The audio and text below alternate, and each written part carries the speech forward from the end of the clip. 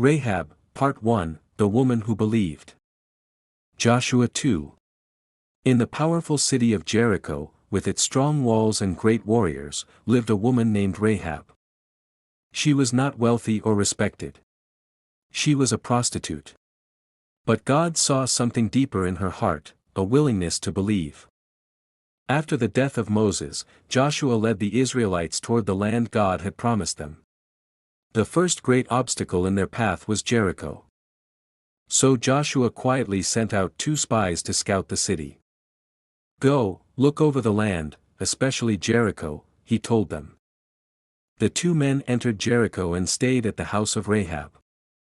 But word quickly reached the king. "Some Israelites have come tonight to spy out the land," the king was told. He sent orders to Rahab, "Bring out the men who came to you." But Rahab hid the men on her rooftop under stalks of flax. She told the king's men, "Yes, they were here, but I didn't know where they were from. They left just before the gate closed.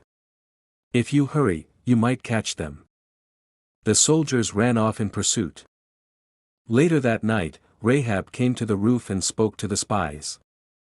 "I know that the Lord has given you this land," she said. "Fear has fallen on us. We've heard what your God did at the Red Sea, and how you defeated the kings of the Amorites." Then she said something powerful. "The Lord your God is God in heaven above and on the earth below." Joshua 2 verse 11. She believed. And she made a request, "Please swear by the Lord that you will show kindness to me and my family, and save us when you come." The spies gave their word. "If you tie a scarlet cord in your window, and keep your family inside your house, you will be spared," they said. Rahab agreed. That very night, she let the men down through a window with a rope. Her house was built into the city wall. The scarlet cord remained, a sign of faith and a promise of salvation. Rahab, Part 2, The Rescue and Legacy. Joshua 6, Matthew 1 verse 5, Hebrews 11 verse 31, James 2 verse 25. The city of Jericho was shut up tight. No one went in. No one came out. But God had given Joshua a strange command. "March around the city once each day for 6 days. On the 7th day, march 7 times, then blow the trumpets, and shout." The people obeyed. On the 7th day, after the 7th circle, the priests blew their trumpets. Joshua shouted, "Shout! For the Lord has given you the city." The walls of Jericho collapsed, all except one part.